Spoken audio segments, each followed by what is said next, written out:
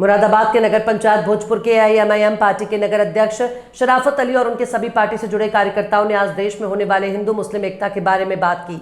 उन्होंने कहा कि देश में हिंदू मुस्लिम में भेदभाव नहीं होना चाहिए, मुस्लिम पर अत्याचार नहीं होना चाहिए, मुस्लिमों की मस्जिदों को तोड़ा नहीं जाना चाहिए, मुस्लिम को भी देश में एक समाज देखना चाहिए और देश में विकास होना चाहिए, सड़कों का विकास होना चाहिए। यूपी के मुरादाबाद से काशीपुर उत्तराखंड को जाने वाला रोड कई सालों से खराब है, उस पर सरकार को ध्यान देना चाहिए। जो सिंगल पुल अंग्रेजों के जमाने का बना है और जगहों से टूट भी रहा है, उसको बनाया जाए या उसको ठीक किया जाए। और नगर पंचायत भोजपुर में विकास होना चाहिए, भोजपुर में साफ सफाई पर भी ध्यान डालना चाहिए। भोजपुर में भाजपा के चेयरमैन हैं पर अभी तक कोई विकास नहीं हुआ। इन सभी मुद्दों पर अपनी बात रखी है। शराफत अली साहब, आपने कहा था अभी मुद्दे के बारे में, विकास के बारे में आपने बात कर ली, हिंदू मुस्लिम एकता के बारे में बात कर ली। अब आप अपने भोजपुर नगर पंचायत के लिए लाइट के मामले में क्या कहेंगे? देखिए, लाइट के मामले में मैं यही कहूँगा कि 2022 में हमने एक मेमोरेंडम दिया था और उस मेमोरेंडम में हमारा मेमोरेंडम पास हुआ था, वो अप्रूव्ड हुआ था और हमने बिजली के जो जितनी समस्याएं थी वो सारी रखी थी और हमारी वो सारी समस्याएं सुनी गई। एबीसी वायर भी हमारी पास हो गई। उसके बाद में ये जो चेयरमैनी हुई है, चेयरमैनी के बाद में जो ये वायर लगी हैं, तो इस वायर में इतनी बड़ी धांधलेबाजी हुई है, मैं किसी एक का भी नाम लेके नहीं कह सकता, क्योंकि हमारी जो मजलिस पार्टी है उसे भड़काऊ पार्टी या इस तरह की कहते हैं कि एक तरफा बात करती है और एक तरफा चलती है। उसके बाद में थर्ड क्वालिटी की वायर लग चुकी है भोजपुर में, जो आए दिन फॉल्ट होते रहते हैं कहीं ना कहीं। और बिजली घर वालों से हम बात करते हैं तो बिजली घर वाले वो यही कहते हैं कि हम करें तो इसमें करें क्या, ये जो हुआ है सारा आप अपने चेयरमैन से पूछो, आप अपने ठेकेदार से पूछो, तो भाई ये काम हमारा पूछने का नहीं है। जनता सबसे ज्यादा आज अगर भरोसा करती है तो वो मजलिस पर करती है, क्योंकि मजलिस के सिपाही जो भी हैं या मजलिस के जो लीडर हैं वो सच ही बोलते हैं और मैं सच्चा ही बयां कर रहा हूँ। ये अच्छा, स्कूल के बारे में आप क्या कहेंगे? जो स्कूल आजकल प्राइवेट चल रहे हैं, इसमें बच्चों की फीस के बारे में या उनकी पढ़ाई की शिक्षा के बारे में? देखिए, भोजपुर, पहली बात तो मैं पूरे उत्तर प्रदेश को कहूँगा कि पूरे उत्तर प्रदेश में शिक्षा जीरो है और प्रदेशों के मुकाबले। अब उसके बाद अपने जिले में आ जाओ तो शहरों में जो प्राइवेट स्कूल हैं, सरकारी तो आजकल सब भूल गए हैं, लेकिन जो प्राइवेट स्कूल हैं जिलों में अभी तक बेहतर हैं, लेकिन जो गांव कस्बों में प्राइवेट स्कूल खोल रखे हैं, अब बच्चों को पढ़ाना मजबूरी है आज के टाइम। प्राइवेट स्कूलों में इतनी महंगी फीस हो चुकी है, इतनी महंगी किताबें हो चुकी हैं, इतनी महंगी ड्रेस हो चुकी है कि आम जनता परेशान है। सरकारी स्कूल में पढ़ाई नहीं है, प्राइवेटों में बच्चों को पढ़ाते हैं। नर्सरी के क्लास की लगभग 1600 रुपए के आसपास बताई जा रही है स्कूल की किताबें बच्चों की। देखिए, मैं नर्सरी तो मैं खैर नहीं बता पाऊंगा, लेकिन मैं अपनी बता रहा हूँ। मेरे 3 बच्चे पढ़ रहे हैं, जिसमें मेरे एक बच्चे का जो है 3 महीने की फीस जमा होके मैं ड्रेस के, एक बच्चा मेरा 15,000 में बैठा है सिर्फ 3 महीने के लिए, मैं किताब, ड्रेस और 3 महीने की फीस। अब आप अंदाजा लगा लीजिए कि मैंने एक आम आदमी होके मैं 3 बच्चे पढ़ा रहा हूँ, 45,000 रुपए 3 महीने का मेरे बच्चों का खर्चा भी, ये प्राइवेट का हाल है और पढ़ाई जीरो है। तो आप सरकार से शिक्षा के बारे में क्या कहना चाहते हैं? किताबें सस्ती होनी चाहिए। देखिए, किताबों के लिए भी सरकार से बोला है, उससे पहले भी हमने मेमोरेंडम दिया है। एक बार हम और डीएम साहब को ये मेमोरेंडम दे के आए हैं कि सरकारी स्कूलों का जो शिक्षा है उस पर ध्यान दी जाए, क्योंकि प्राइवेट में आम जनता नहीं पढ़ा पा रही है बच्चों को अपने, बहुत महंगाई है। मैं यही चाहूंगा, मैं फिर सरकार से आपके माध्यम से कहना चाहता हूँ कि ज्यादातर शिक्षा पे ध्यान दें, स्वास्थ्य पे ध्यान दें, ना कि झूठे सच्चे वादे करके ये सब छोड़ें। जब विकास होगा, एजुकेटेड लोग होंगे तो विकास अपने आप हो जाएगा। ठीक है सर। मेरा नाम मोहम्मद सलमान और मैं हूँ रेड न्यूज से। आज बात करेंगे हम नगर अध्यक्ष एआईएम पार्टी के नगर अध्यक्ष शराफत अली से, और आप ये अपनी बात रेड न्यूज को रखना चाहते हैं तो इनसे बात करेंगे। जी, मेरा नाम शराफत अली, नगर अध्यक्ष एआईएमआईएम पार्टी भोजपुर। तो क्या बात रखेंगे आप? देश के बारे में रखेंगे, पहले आप देश के बारे में बात बताइए।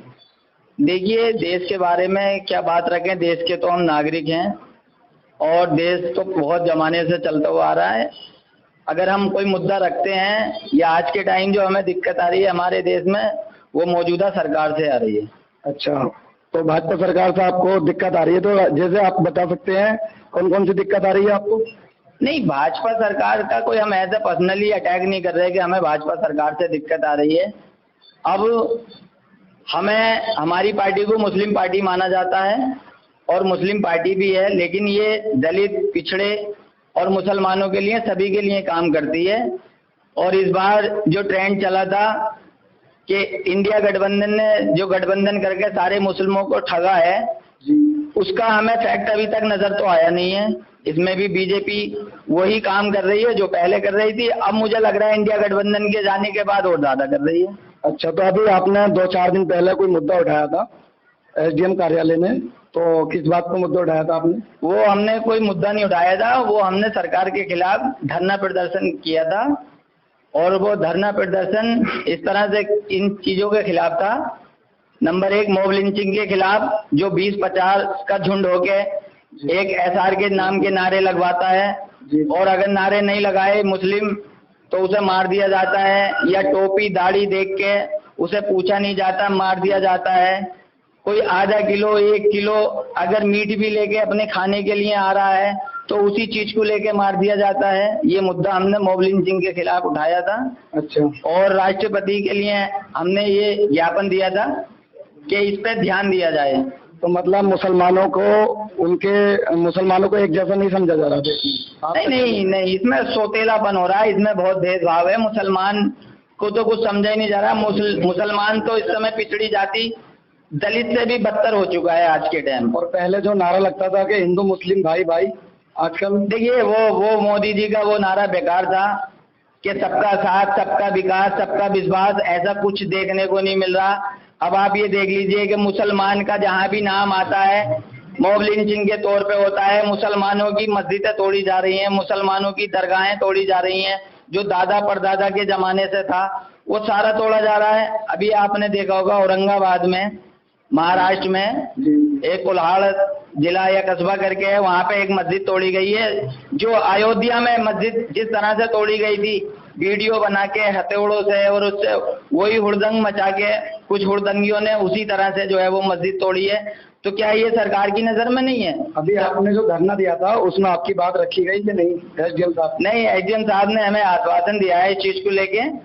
तो उन्होंने हमसे पहले मुद्दे पूछे थे। हमने मॉब लिंचिंग के खिलाफ, मस्जिद तोड़ने के खिलाफ, प्लस हमने जो है एक मुद्दा जो ये बुलडोजर वाला चल रहा है कि उसमें गरीब को देखा ही नहीं जा रहा, मुस्लिम को देखा ही नहीं जा रहा, बस चिन्ह किया और तोड़ दिया, पहले कोई जानकारी नहीं। अरे भाई, एक अरसे में जाके मकान बनता है और उसे चंद मिनटों में तोड़ दिया जाता है, तो पहले उसे देने का सोचो ना, तोड़ने का सोच ही क्यों रहे हो? तो अभी ये सरकार विकास के बारे में कम और कास्ट के बारे में ज्यादा सोच रही है। देखिए, ये सरकार, विकास तो इस सरकार में ना पहले था पिछले 10 साल में, ना अब है। इसमें तो बस राजनीति होती है, हिंदू मुस्लिम और कुछ नहीं है। और हिंदू मुस्लिम के नाम में जो हिंदू अपने आप को कहला रहे हैं वो 4% की गिनती में आते हैं। बाकी जो 85% हिंदू हैं वो नीची कास्ट में आते हैं। उन्हें इलेक्शन के टाइम पे, वोट के टाइम पे हिंदू बना दिया जाता है, और जब वो मकसद पूरा हो जाए तो फिर उन हिंदुओं की भी कोई गिनती नहीं है। वो हिंदू मंदिर में भी नहीं जा सकते, 85% जो हिंदू। अभी ये कहा जा रहा है कि अयोध्या में जो है वीआईपी लोग जा रहे हैं और बाकी हिंदू को एंट्री नहीं है, तो बात सही है वो? देखिए, वीआईपी लोग कहते किसे हैं? वीआईपी लोग वो होते हैं जो मतलब भारी भरकम हो, पढ़े लिखे हो, या कोई नौकरी में हो। अब ये बड़े नेता हो, उनकी वीआईपी में गिनती होती है। लेकिन इसमें बीजेपी के ही कार्यकर्ता सिर्फ मंदिर में जा रहे हैं, वरना और उनकी बात उनसे वोट लिया जाता है और बाकी उनके बारे में सोचती नहीं सरकार फिर भी। नहीं, देखो, ये जो हिंदू हैं, मैं सभी को कहूँगा, सब हमारे भाई हैं। लेकिन ये बीजेपी वाले एक ट्रेंड चलाते हैं कि हिंदू एक साथ हो जाओ, वरना मुसलमान तुम्हारे लिए ये कर देगा, वो 12 बच्चे पैदा करता है, वो इस तरह का करता है, वो तुम्हारा मंगलसूत्र छीन लेगा। अरे भाई, 20% पूरे भारत में मुसलमान कैसे जो है 80% का मंगलसूत्र छीन लेगा? ये पहले नहीं छीना, अभी छीन रहा है इन्हीं 10-15 साल में। तो अभी तुम्हारा ये जिला मुरादाबाद लगता है, मुरादाबाद जिले में आपका विकास क्या हुआ ये बताइए। देखिए यहाँ पर तो पहले से विधायक भी मुरादाबाद जिले के रहे, वहाँ पर क्या विकास हुआ है? देखिए, मुरादाबाद में समाजवादी से विधायक बनता है इस क्षेत्र में, और समाजवादी बीजेपी की बी टीम है, ये भी वही ट्रेंड चलाती है जो बीजेपी चलाती है। इनके बस की बात नहीं है कोई विकास करना, ये बेवजह का मुद्दा है। अभी आप देखना, कभी आप मुरादाबाद से जब आए काशीपुर तक, जहाँ तक उत्तराखंड की सीमा लगती है, वो एक हाईवे जो रोड है हमारा, वो कम से कम 20 साल से जर्जर हालत में है, और वो आज तक ऐसा ही है। पहले भी यहाँ बीजेपी के सांसद और विधायक रहे हैं, और इस बार समाजवादी के, और इस बार भी समाजवादी के ही विधायक हैं और समाजवादी की ही सांसद हैं। अभी तक इस रोड के बारे में किसी ने, उस रोड को तो ओवैसी साहब ने भी कहा था जिस टाइम वो पीपल्स थाना आए थे। देखिए, जब इलेक्शन चल रहे थे विधानसभा के, तो हमारे जब ओवैसी साहब पीपल्स थाना आए थे, तो रोड पे जब वो कूदे तो हमारे ओवैसी साहब ने वो चीज कही थी जो हमारे मुख्यमंत्री योगी आदित्यनाथ जी ने कहा था कि गड्ढा मुक्त रोड। तो वो जब गड्ढा मुक्त रोड उस समय अभियान चल रहा था, उसी समय ओवैसी साहब आए तो उन्होंने ये बात कही थी, भाई अभियान जो चल रहा है तुम्हारा गड्ढा मुक्त, वो कहाँ है गड्ढा मुक्त? बोलो मैं तो कूदता हुआ आया हूँ 2-2 फीट। उन्होंने तो ये भी कहा था कि इतना तो मुझे गोली से भी डर नहीं लगा जितना रोड पे चल रहा है। हाँ, जब हमारे सदर साहब पे अटैक हुआ है हापुड़ जिले में, तब उन्होंने ओवैसी साहब ने, उसके बाद यहाँ पे आए थे, तब उन्होंने ये बात कही थी कि जब मुझ पर गोलियां चलाई जा रही थी तब मुझे इतना डर नहीं लगा जितना इस रोड पे आने को डर लगेगा। ये रोड पहले जैसे ही है दीदी, अभी सुधरा नहीं है लगभग। नहीं, ये नहीं सुधरेगा, ये सरकार में या समाज इसमें। अच्छा, ये जो पुल है ढेला नदी का पुल भोजपुर से आगे, ये काफी जगह से टूट चुका है और ये सालों से अभी तक ऐसी है, इसके बारे में क्या कहेंगे आप? देखिए, इस रोड के बारे में भी मैं, पुल के बारे में भी यही कहूंगा, ये अंग्रेजों के जमाने का पुल बना हुआ है, उसमें से गाड़ियां गिरने का भी डर रहता है। बीजेपी की सरकार यहाँ रह के चली गई, उसके बाद में जो है आपके बाद में समाजवादी की सरकार फुल बहुमत में कई बार आई है, लेकिन इस रोड पे कोई ध्यान नहीं देता। अगर इसकी हम आवाज उठाते हैं तो खाली जो है लीपा पोती करके ऐसी दिखा दिया जाता है कि काम चल रहा है। ये पुल जब ही बनेगा जब इसमें कोई बड़ा हादसा हो जाएगा, 2-4 गाड़ियां गिर जाएंगी, जान का माल का सब हानि होगी, उसके बाद इस पर नई नजर पड़ेगी सरकार। अच्छा, मैं कह रहा था शराफत भाई, आप जो है यहाँ के नगर अध्यक्ष है भोजपुर के, तो यहाँ पर विकास के बारे में अभी तक कुछ हुआ? देखिए, यहाँ पे भी हमारे जो चेयरमैन हैं वो भी फुल बहुमत से जीते हैं, और वो भी इसी मुद्दे को लेके जीते हैं कि वो भी तो बीजेपी पार्टी के चेयरमैन हैं। वही मैं आपको बताना चाह रहा हूँ भाई कि वो जो जीते हैं वो भी वही मुद्दा लेके जीते हैं कि बीजेपी की सरकार है, हम विकास कराएंगे। अब मैं नगर अध्यक्ष हूँ, ठीक है, मुझे पार्टी बंदी आप समझ सकते हैं, लेकिन आप जनता से सर्वे करके देख लें, यहाँ पे कोई विकास नहीं है, टच्चे मच नहीं हुआ है, और विकास पीछे हो गया पर आगे नहीं बढ़ रहा। अच्छा, साफ सफाई के मामले में क्या कहेंगे आप भोजपुर के नगर पंचायत में? देखिए, साफ सफाई जो है वो कर्मचारियों का काम है, साफ सफाई कर्मचारियों का काम है, ना कि मेंबर या चेयरमैन का। लेकिन हाँ, इस बार जो मेंबर भी बने हैं हमारे, ज्यादातर बीजेपी के बने हैं, कुछ समाजवादी के हैं, ए बी टीम दोनों शामिल है। कोई ध्यान नहीं दे रहा भाई, सब अपनी मनमौजी में है, जनता परेशान है, बेहाल है। अच्छा, तो आप अभी सुन रहे थे शराफत नगर अध्यक्ष, जो इन्होंने अपनी बात रखी रेड न्यूज में, और आप कुछ कहना चाहेंगे सर? किस मुद्दे पे बोलवाना चाहते हो बताइएगा? आप बताइए कौन से मुद्दे पर बात करना चाहते हैं? मैं उस मुद्दे की बात करता हूँ कि आज देश के अंदर मुस्लिम की हालत दलित और मलित से बदतर है। पीछे कांग्रेस ने जब सत्ता में रही 21-22 कमीशन बनाए, वो उनकी सिफारिशें देखी, उन्होंने अपनी सिफारिशों में ये कहा कि आज देश में मुस्लिम की हालत दलित और मलित से भी बदतर है।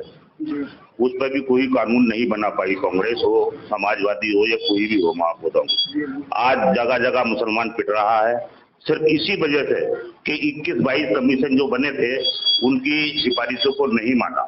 अच्छा, बस तो आप इतना ही कहना चाहेंगे? ये है रहमान मुंशी, जो ये भी AIMIM पार्टी के कार्यकर्ता हैं, और अभी हमारी इनसे बात हुई। अब ये बात को रेड न्यूज में रखेंगे। कैमरामैन कामिल के साथ बने रहिए रेड न्यूज में।